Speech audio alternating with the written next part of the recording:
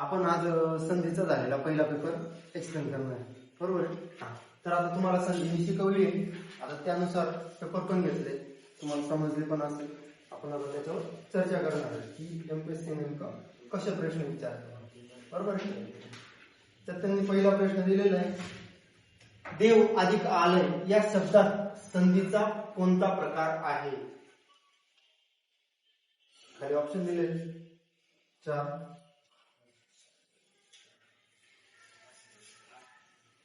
कोणता प्रकार आहे मग? पहिले एक दिला सहजातीय, विसर्ग संधी, विजातीय संधी आणि पररूप संधी.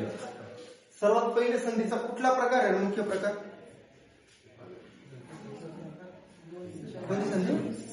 स्वर संधी. कोणत्या संधीचा प्रकार आहे हा? स्वर संधीचा. कोणता प्रकार? सहजातीय स्वर संधी, बरोबर आहे? म्हणजे विसर्ग तर इथे पहिलेच कटला, बरोबर. पररूप इथे मराठीची विशेष संधी याचा 2 पहिलेच कटले, मराठीला सहजाती आणि विजाती. कसा करतो तो शब्द? बरोबर आहे ना? देवाधिक आलय.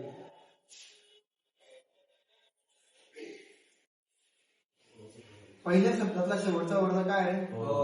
दुसऱ्या शब्दातला पहिला वर्ण.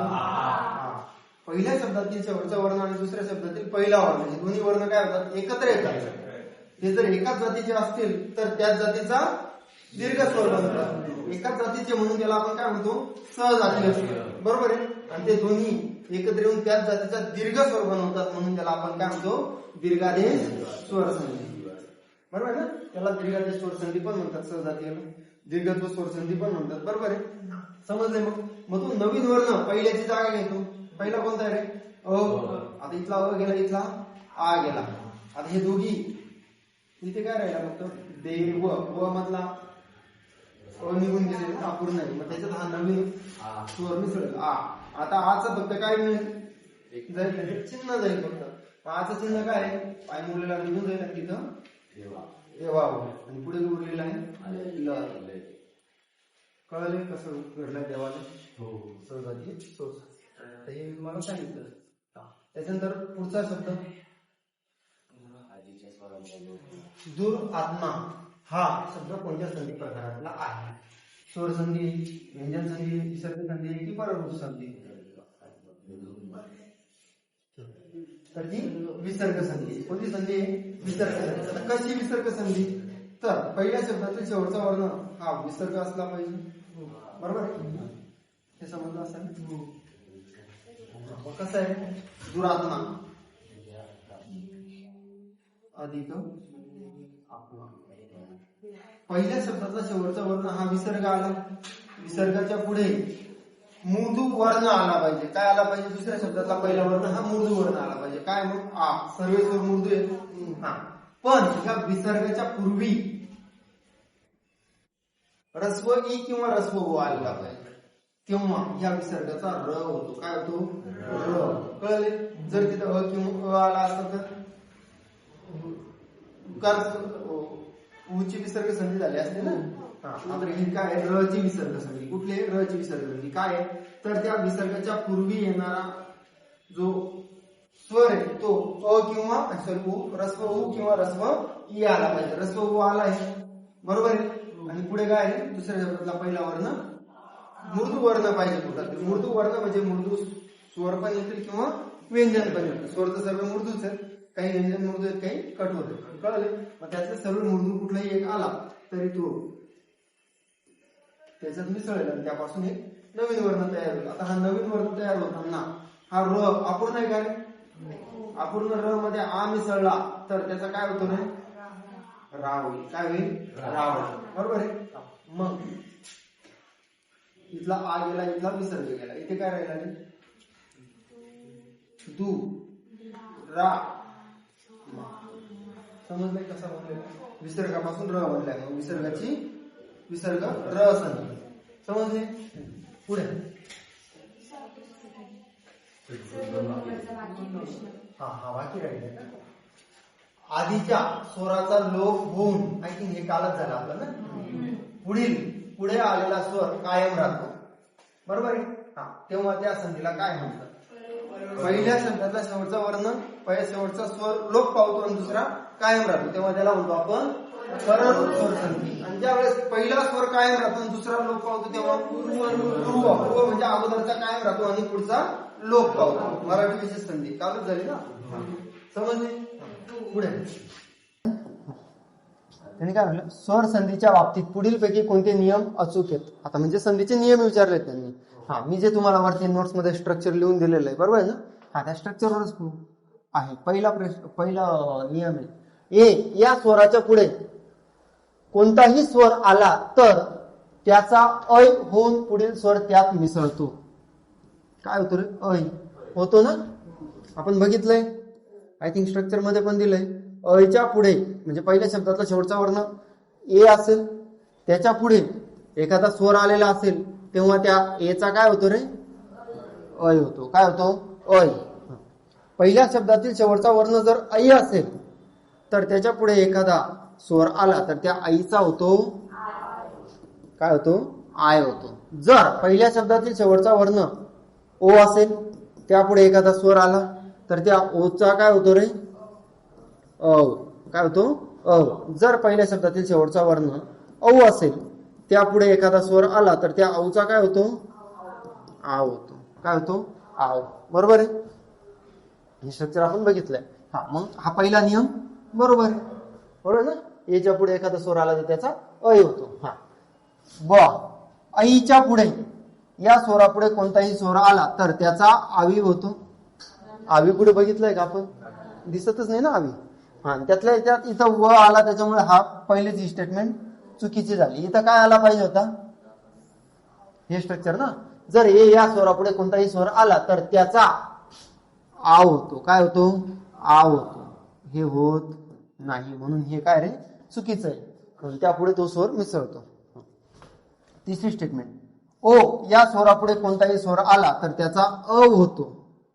सॉरी, हे चुकलं होतं आपलं, त्याचा आय होतो. ही दुसरी स्टेटमेंट. म्हणून दुसरी स्टेटमेंट चुकीची असेल. तर ओ या स्वरापुढे कोणताही स्वर आला तर त्याचा अ होतो. बरोबर आहे, बरोबर आहे. पुढील स्वर त्यात मिसळतो. म्हणजे स्टेटमेंट नंबर 1 आणि स्टेटमेंट नंबर 3 बरोबर आहेत, मात्र स्टेटमेंट नंबर 2 चुकीची. बरोबर आहे, त्याचा आय पाहिजे होता. बरोबर आहे ना, इथं आपण बघितलंय स्ट्रक्चर मध्ये पण आहे. मग असा पर्याय कुठे आहे, एक अ आणि क बरोबर, पर्याय नंबर 1 आणि ब मात्र चुकीचा. समजलं. पुढे 5वा प्रश्न, व्यंजन संधीचे उदाहरण कोणते. व्यंजन संधीचे उदाहरण विचारलं त्यांनी. बरोबर आहे. घर, घरी, हातून, नुंजे आहेत का रे, नोट्स मध्ये घेतले का आपण, कालच एक्सप्लेन केले ना आय थिंक. आता हा प्रश्न कुठे विचारलाय तुम्हाला,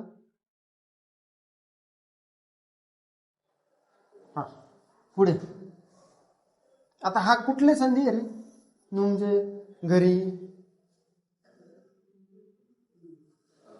कालच घेतला असा. घर अधिक दीर्घ ई. पहिला र मध्ये अ आहे का रे, पूर्व स्वर लोप पावला. आता एक्स्ट्रा वरती एक्झाम्पल बघितलं ना आपण. मग हा लोप पावला आणि पुढचा कायम राहिला, यातला अ गेला, इथं काय उरला, इथं ई मिसळला, म्हणजे हा काय झाला, पररूप. हात अधिक ऊन,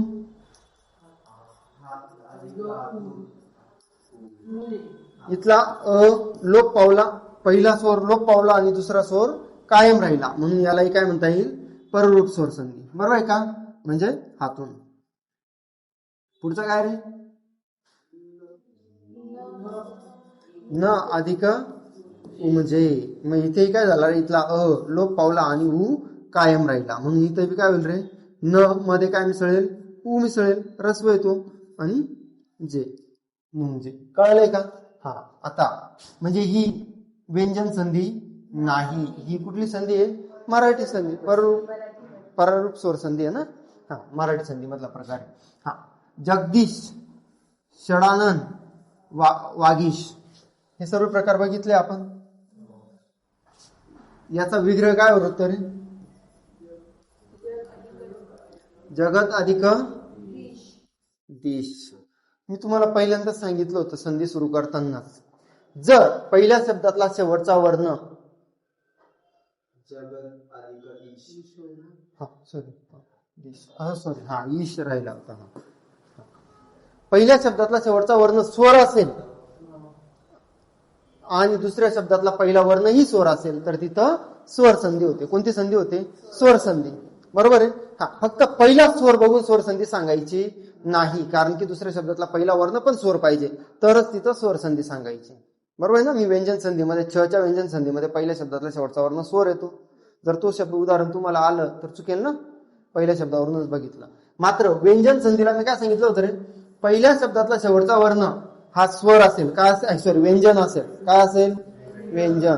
आणि दुसऱ्या शब्दातला पहिला वर्ण हा व्यंजन किंवा स्वर पण असेल, काही बिघडत नाही. पण पहिल्या शब्दातला शेवटचा वर्ण व्यंजन दिसला तर सरळ सांगा व्यंजन संधी. कोणती सांगा? व्यंजन. मग इथं आहे का रे जगत मध्ये पहिला व्यंजन आहे का रे? आहे ना. म्हणजे ही कुठली संधी रे? व्यंजन संधी. बरोबर आहे. हा षडानं. मग काय होतं रे, ही तृतीय व्यंजन संधी आहे. पहिल्या शब्दातला शेवटचा वर्ण काय आहे? कठोरपैकी एक. आणि त्याच्या पुढे काय आला? स्वर आलाय, मृदू वर्ण आलाय, मृदू वर्ण आलाय. बरोबर आहे. हा मग याचा काय होईल रे, त्याच वर्गातला तिसरा वर्ण घ्यावा लागेल. आता तच्या वर्गातला तिसरा वर्ण काय रे? द ना. हा म्हणजे पहिल्या शब्दातला शेवटचा वर्ण हा जर कठोरपैकी एक आला असेल, पहिले 2 कॉलम वर्गीय वर्णांमधले, हा तर त्यापैकी कुठला आला असेल, त्याच्या पुढे मृदू वर्ण आला असेल तर त्याच्या ऐवजी त्याच वर्गातला तिसरा व्यंजन होतो. कुठला? ब, द, ड, ज, ग. मी सांगितलं ना, हे उलटे वाचले तर लक्षात राहतात. बदड जग. बदड जग पैकी एक कुठला तरी घ्यावा लागेल. बरोबर. त्याच वर्गातला तिसरा. मग त्याच्या वर्गातला तिसरा काय रे? द. त्या द मध्ये काय मिसळेल? ई. त्याचा होईल दी. म्हणजे इथला त गेला, इथला ई गेला. मग इथे काय होईल रे? ज, ग, दी. आणि पुढचा काय आहे? श, जगदीश. कळले? म्हणजे ही व्यंजन संधी आहे का रे? आहे. आता पुढे षडानन. श, ट अधिक आनंद. आता इथेही काय होतं रे? तेच आहे, कठोरपैकी एक, त्याच्या पुढे मृदू वर्ण. हा मग त्याचाही काय होईल रे? त्याच वर्गातला तिसरा. ट च्या वर्गातला तिसरा व्यंजन काय? ड. हा मग इथे याचा होईल ड. आणि त्या ड मध्ये काय मिसळेल? आ मिसळेल. त्याचा होईल डा. मग इथला ट गेला, इथला आ गेला. इथे काय राहिला रे? श, डा आणि पुढे नन. आ ड मध्ये मिसळला. समजलं का? हा पुढे वाघ. त्याचा विग्रह कसा होईल रे? वाक अधिक ईश. बरोबर आहे ना. पहिल्या शब्दातला शेवटचा वर्ण कठोरपैकी एक, त्याच्या पुढे मृदू वर्ण आला तर त्या कठोर वर्णाच्या ऐवजी त्याच वर्गातला तिसरा व्यंजन घ्यावा लागतो. क च्या वर्गातला तिसरा काय रे? ग. मग इथं काय होईल रे? याचा ग होईल, त्या ग मध्ये ई मिसळेल, त्याचा काय होईल रे? दुसरी वेलांटीवाला गी होईल. मग इथे काय झाला रे? इथला ई गेला, इथला क गेला. वा गी आणि हा श कायम राहिला, वागीश. म्हणजे ही तृतीय व्यंजन संधीची तिघी उदाहरणं आले का रे? आपल्याला फक्त व्यंजन संधी पाहिजे होती, ती कुठली नाही. 7 प्रकारांपैकी कुठलाही प्रकार आहे. हा पण त्यांनी एकाच प्रकारातली 3 उदाहरणं दिले होते, म्हणजे उत्तर भेटले आपल्याला. हा आता नयन, गायन आणि नाविक हे कुठले आहेत रे? अयादी आदेश स्वर संधी. कोणते आहेत ते? अयादी आदेश. हे करूया. हे सर्व शब्द तुमच्या नोट्स मध्ये असतीलच, मी दिलेल्या नोट्स मध्ये. बरोबर आहे ना. हा आणि एक शब्द आपण एक्सप्लेन केलेला आहे. हा नयनचं कसं होतं रे? ने अधिक अन. थोडीशी आपण ही तिकडे करू, म्हणजे आपल्याला इकडे एक्सप्लेन करायला जागा भेटेल. न, ने अधिक अन. याचं काय होतं रे? ए ना. याच्या पुढे कुठलाही स्वर आला, न मध्ये येच आहे ना. याच्या पुढे कुठलाही स्वर आला, आपण आता वरचे नियम बघितले, आता स्ट्रक्चर लिहिलं ना. या याचा काय होईल? अय. मात्र तो य कसा होईल? अपूर्ण असेल आणि त्याच्या पुढे हा अ मिसळेल, त्याचा काय होईल? अय. म्हणजे फक्त य पूर्ण उच्चाराचा होईल, कारण की अ ला कुठलाही चिन्ह नाही, फक्त व्यंजनाचा पाय मोडलेला जातो. मग आता इथला ए गेला, इथला अ गेला, त्याच्यापासून अय बनला. आता हा न अपूर्ण राहिला का रे? त्यात ह्या अय मधला अ मिसळला, म्हणजे त्याचा काय होईल रे? पाय मोडलेला निघून जाईल. बरोबर आहे ना. त्याचा पाय मोडलेला निघून जाईल. पुढे य आणि इथे राहिलेला न, नयन. समजलंय? म्हणजे आधी आदेश स्वर संधी आहे. कुठली संधी आहे? स्वर संधी. पुढे गायन, गय अधिक अन. बरोबर आहे ना? हा, कारण की इथे कशावरून ओळखायचं रे? इथे जर आ आला तर तिथे पहिल्या शब्दातला शेवटचा वर्ण ऐ घ्या. तिथे पहिल्या जिथं संधी झाली तिथं जर अ दिसला तर पहिल्या शब्दातला शेवटचा वर्ण ए घ्या विग्रह करताना. बरोबर आहे ना? हा, आता हेच त्यांचे चिन्ह वापरले पाहिजे. मात्र इथे आता इथे य दिसलाय म्हणून ए किंवा आई पाहिजे. हा, य दिसला म्हणून. मात्र इथं वी दिसतोय, व दिसतोय ना, आणि वच्या पुढे आ दिसतोय, म्हणजे काय होईल रे? इथं औ घ्यावा लागेल. काय घ्यावं लागेल? औ घ्यावं लागेल, कारण की औचाच आव होतो ना. हा, मग इथं काय झालं रे? पहिल्या शब्दातला शेवटचा वर्ण आई आला. आईच्या पुढे कुठलाही स्वर आला तर त्या आईचा काय होतो रे? आय होतो ना. आणि हे स्ट्रक्चर, हे स्टेटमेंट चुकवले होते. इथं आवी होतो, इथं काय पाहिजे होतं? आय पाहिजे होतं, म्हणून ते स्टेटमेंट चुकीचे आले.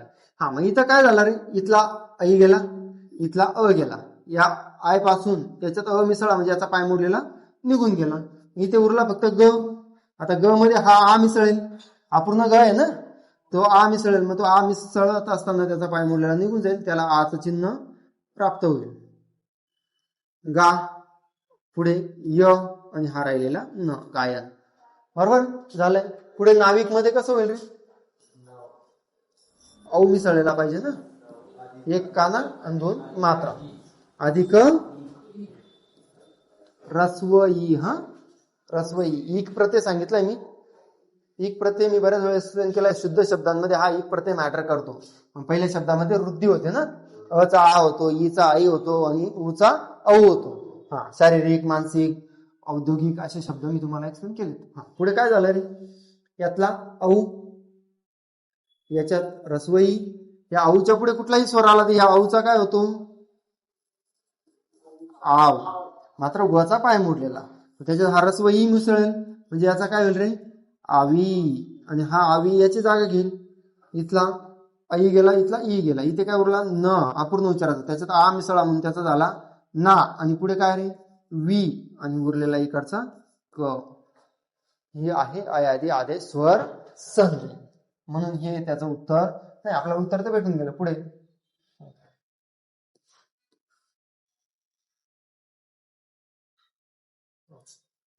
तेज पुंज, रजक कण, अंध पतन. कोणते विसर्ग? इतर प्रकारांमध्ये ना, संकीर्णामध्ये बघितले आपण. हा, आता इथं काय होतं रे?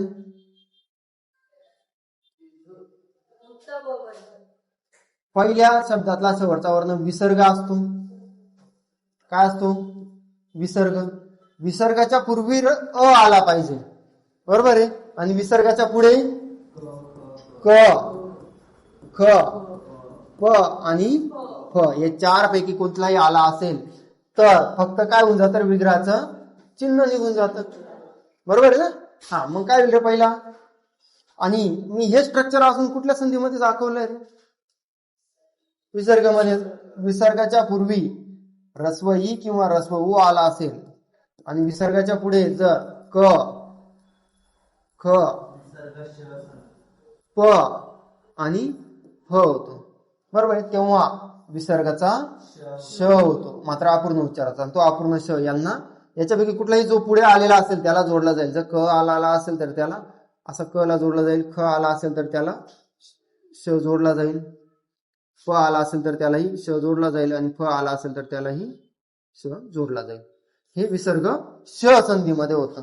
स्ट्रक्चर मध्ये काय बदलले? फक्त विसर्गाच्या पूर्वी अ आलाय. लक्षात येतंय का?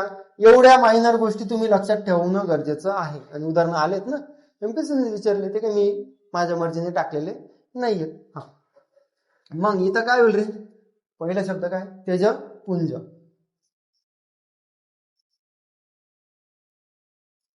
बरोबर आहे ना? मग इथं काय होईल रे? अ आलाय का विसर्गाच्या अगोदर? अच आहे ना हा, ज मध्ये. आणि विसर्ग आहे. विसर्गाच्या पुढे क, ख, प, फ पैकी एक आला पाहिजे. आलाय का प? हा, मग या विसर्गाचा काय होईल? फक्त इथलं काय होईल रे? हे चिन्ह निघून जाईल. म्हणजे हा जसल्या तसं लिहावं लागेल.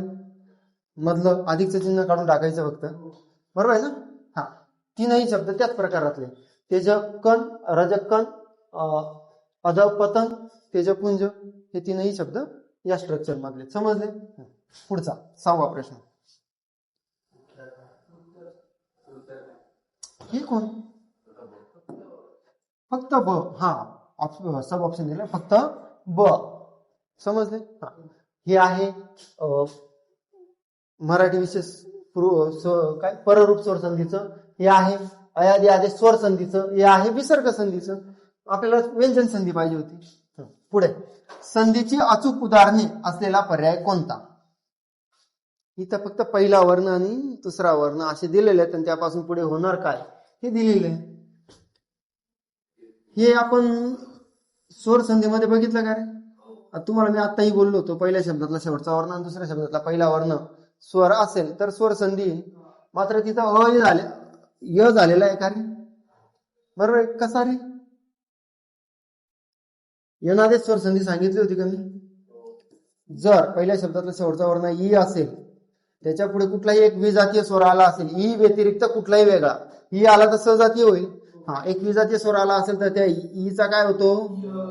य होतो. जर पहिल्या शब्दातला शेवटचा वर्ण उ आला असेल, त्याच्या पुढे कुठलाही एक विजातीय स्वर आला असेल, उ व्यतिरिक्त कुठलाही वेगळा, तर त्या ऊचा काय होतो?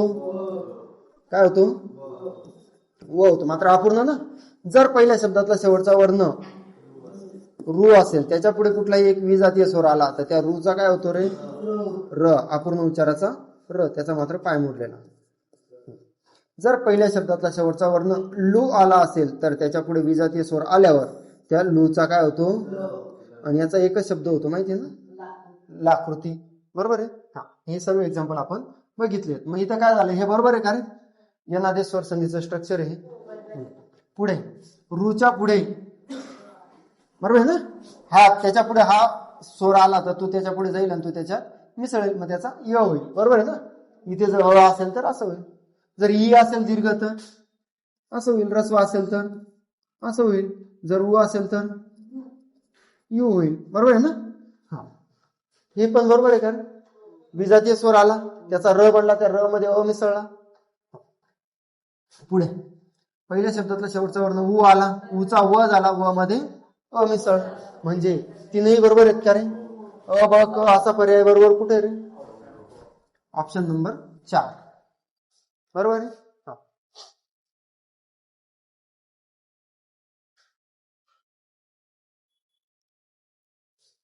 देवी अधिक औदार्य, काय घडलंय?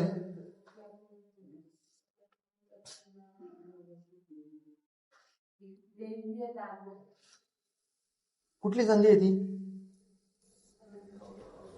यनादेश स्वर संधी. बरोबर आहे का? हा, पहिल्या शब्दातला शेवटचा वर्ण काय रे? देवी अधिक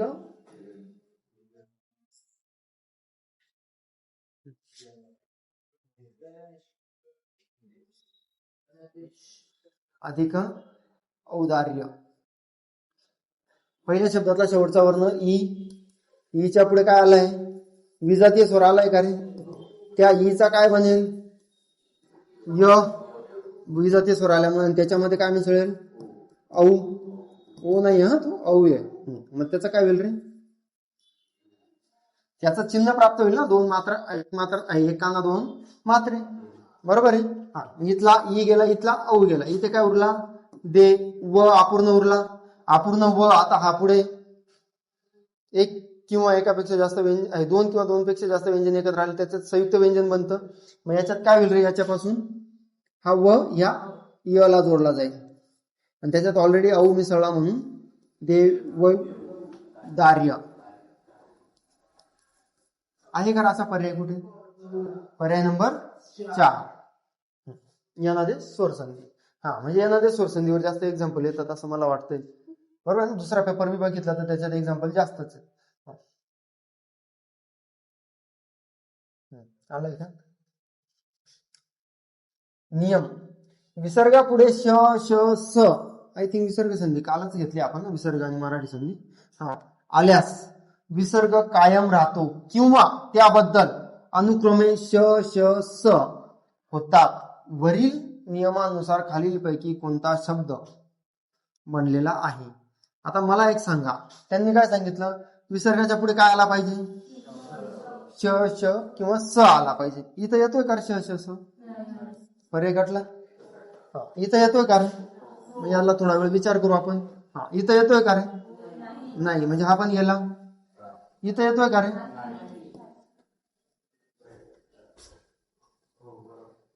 काही करायची गरज आहे का? नाही ना. एकतर विसर्ग कायम राहतो, नाही तर याचा काय बनतो? विसर्गाचा श बनेल किंवा श बनेल किंवा स बनेल, पुढे दिलेलं आहे. बरोबर आहे. कसं? मग आपण हा शब्द घेऊ. हे उत्तर आहे त्याचं. दु अधिक शासन. आता याचा दोन प्रकारे बनेल. काय बनेल? पुढे श आला तर विसर्गाचा श बनेल किंवा विसर्ग फक्त अधिकचे चिन्ह निघून जाईल, विसर्ग कायम राहील. कसं घेतलंय? कारण मी स्ट्रक्चर मध्ये लिहून ठेवलंय दोन्ही शब्द, पर्यायी शब्द. बरोबर, कालच झालंय आपलं ते. मग काय होईल रे? जर याचा श केला विसर्गाचा, अपूर्णच राहील ना तो. कुठलाही वर्ण बनवत असताना अपूर्ण राहतो, हे लक्षात ठेवा. मग इथं काय होईल रे? त्याचा श केला तर दु हा अपूर्ण श. बरोबर, एकतर तो पाय मोडून लिहा किंवा त्याची स्वतंत्र दंड जो दिलेला आहे तो नाही लिहिला तरी चालतो. शा सन किंवा दु शा सन, फक्त विसर्ग चिन्ह काढून टाकायचं. दोनही पर्यायाने चालेल. असं कुठे आहे? इथंच आहे, बाकीकडे तर नाहीच आहे. दुसरे पुढे येणारा श श स पैकी कुठला वर्ण नाहीच आहे. समजले? पेपर मधून आय थिंक सर्वच प्रकार कम्प्लीट होऊन जातात ना. पर्याय, चारही पर्याय आणि पेपर जर केला PYQचा, तर मला नाही वाटत तुम्हाला परत स्वतंत्र तो टॉपिक बघायची गरज राहणार आहे. एक वेळेस आम्ही शिकवल्यावर शिकून घ्या, नंतर तुम्ही सर्व PYQ चेक करा. अगोदर पण चेक करा, म्हणजे तुमचं आमचं शिकवत असताना लक्ष लागतं की बरोबर आहे, मला हे आडत होतं, याच्यात काय कन्सेप्ट आहे. पुढे, खालीलपैकी व्यंजन संधीची उदाहरणे असलेला पर्याय निवडा. आता इथं परत व्यंजन संधी आली. बरोबर आहे का? इथं आहे का व्यंजन संधी? आहे ना. सत अधिक जन, ही पण तीच आहे का? तची व्यंजन संधी. बरोबर. दोघी तची व्यंजन संधी. ही चित अधिक आनंद, ही पण तीच. ही तृतीय व्यंजन संधी. तच्या पुढे ज किंवा ज आला तर तचा जच होतो. काय होतो? जच होतो. बरोबर आहे ना. तच्या पुढे ट किंवा ठ आला तर तचा टच होतो. तच्या पुढे ल आला तरी तचा लच होतो. असे मी 5-6 प्रकार तचे शिकवले. तच्या व्यंजन संधीचे त्यातला आलाय. मग तच्या पुढे इथं ज आलाय तर तचा काय झाला रे? जच झालाय. म्हणजे इथला त गेला, तचा ज बनलाय ना. म्हणजे इथे काय होईल? स ज हा अपूर्ण राहील. त्याच्या पुढे परत एक ज आलाय, म्हणजे तो एकमेक याला जोडाक्षर बनेल. पुढे न सज्जन. कळले? तची व्यंजन संधी. तच्या पुढे जर ज किंवा ज आला तर तचा ज बनतो. काय बनतो? जच बनतो. तचा ज बनणार नाही. ज पुढे पुढे काय रे? चित अधिक आनंद. मी करू करा. चित अधिक आनंद. पहिल्या शब्दातला शेवटचा वर्ण त आलाय. तच्या पुढे मृदू वर्ण आलाय. कठोरपैकी एक 10. आणि पुढे जर मृदू वर्ण आला तर त्या तचा वर्गातला तिसरा व्यंजन घ्यावा लागतो. काय घ्यावा लागतो? तिसरा व्यंजन. मग बदडजक पैकी एक येईल. मात्र हे तच्याच वर्गातला पाहिजे. तच्या वर्गातला काय रे? द आहे. बरोबर आहे ना. मग इथं काय होईल? तचा द होईल आणि त्याच्यात हा आ मिसळेल. त्याचा काय होईल रे? दा. म्हणजे इथला हा पण गेला, हा पण गेला. इथे काय उरला? ची दा आणि पुढे उरलेला नंद. चिदानंद. समजले? म्हणजे पहिलीच व्यंजन संधी भेटली का आपल्याला? ही तची व्यंजन संधी होती सज्जन, आणि चिदानंद हा तृतीय व्यंजन संधी. पुढे तपोधन. दुरात्मा. दुरात्मा ही विसर्ग र संधी. तपोधन ही विसर्ग उ संधी. हा शब्द आपण एक्सप्लेन केला वाटतं आय थिंक पहिल्या दुसऱ्या काहीतरी एक्झाम्पल मध्ये चालला होता. आता मी तो पहिला करून देतो. तपोधन. पहिल्या शब्दातला शेवटचा वर्ण विसर्ग असेल, त्या विसर्गाच्या पुढे दिसत ना काय पाहिजे, दुसऱ्या शब्दातला पहिला वर्ण मूर्धू पाहिजे. काय पाहिजे, पहिल्या शब्दातला शेवटचा वर्ण विसर्ग असेल आणि दुसऱ्या शब्दातला पहिला वर्ण हा मूर्धू असेल. आता विसर्ग र संधीमध्ये पण असंच आहे, पण या विसर्गापूर्वी अ आलेला असेल तर विसर्ग उकार संधी, आणि जर इथं ई किंवा उ आला असेल तर विसर्ग र संधी. बरोबर आहे ना. मग इथं काय आलेलं आहे, पहिला अ आलेला आहे, पुढे विसर्ग आलेला आहे, विसर्गाच्या पुढे मूर्धू वर्ण आला आहे. बरोबर आहे का. मग या विसर्गाचा काय होणार आहे, उ होणार आहे. आता त्या उच्या अगोदर अ आहे. आपण स्वर शिकलोय का रे, संयुक्त स्वर शिकवले होते का. अ च्या पुढे जर अ मध्ये जर उ मिसळला तर काय होतं रे, ओ होतो. ओचं चिन्ह काय रे, एक काना एक मात्रा. मग तो ह्या अ ची जागा घेईल का रे आता, म्हणजे इथला अ पण गेला, इथला विसर्ग पण गेला. मग इथे काय उरला, त प अपूर्ण उरला. त्यात हा ओ मिसळला म्हणजे ओचं फक्त चिन्ह जाईल. ओचं चिन्ह काय रे, एक काना एक मात्रा, आणि पुढचा धन तसल्या तसं. याला म्हणतात विसर्ग उकार संधी. बरोबर आहे. आणि बदल काय रे ह्याच्यात, फक्त विसर्ग उकार मध्ये रकार मध्ये इथे फक्त विसर्गापूर्वी अ येतो, त्याला विसर्ग उकार संधी. पुढे मूर्धूच वर्ण राहणार, इथं विसर्गच राहणार आहे. विसर्गाच्या पूर्वी जर रस्व ई किंवा रस्व उ आला तर त्याला विसर्ग रकार संधी म्हणायचं. Structure same. बरोबर आहे. झाला असेल. ईश्वर, सूर्य अधिक आस्त, सजातीय स्वर संधी का रे. महर्षी, गुणादेश स्वर संधी का रे. बरोबर आहे ना. कसं ते पण एक बघू आपण. खाली हो ना इकडे. महा अधिक ऋषी. पहिल्या शब्दातला शेवटचा वर्ण अ किंवा आ असेल, त्याच्या पुढे जर रू आला तर काय होतं रे,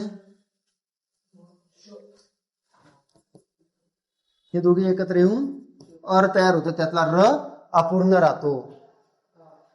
बरोबर आहे का. इथं पण तेच होतं. मग तो अर पहिल्या शब्दातला जो असेल त्याची जागा घेतो, म्हणजे अ ची जागा गेली तर काय उरला, मग इथला आ गेला, इथला रू गेला, त्याच्यापासून अर बनला दोघं एकत्र येऊन. बरोबर आहे. मग इथे फक्त ह उरला अपूर्ण उच्चाराचा, त्याच्यात हा अ मिसळला. अ मिसळताना काय होईल, त्याचा पाय मोडून निघून जाईल फक्त, कारण की अ ला कुठलंही चिन्ह नाही. आणि पुढे र अपूर्ण राहिला. आता अपूर्ण उच्चाराचा र चा आघात जर पुढच्या अक्षरावर होत असेल तर तो पुढील अक्षरावर रफार जातो. बरोबर, काय जातो, रफार. मग तो पुढील अक्षर काय, महर, ह वर आघात होतोय ना, म्हणून तो श वर रफार जाईल. महर्षी. समजले. विद्या अधिकार्थी.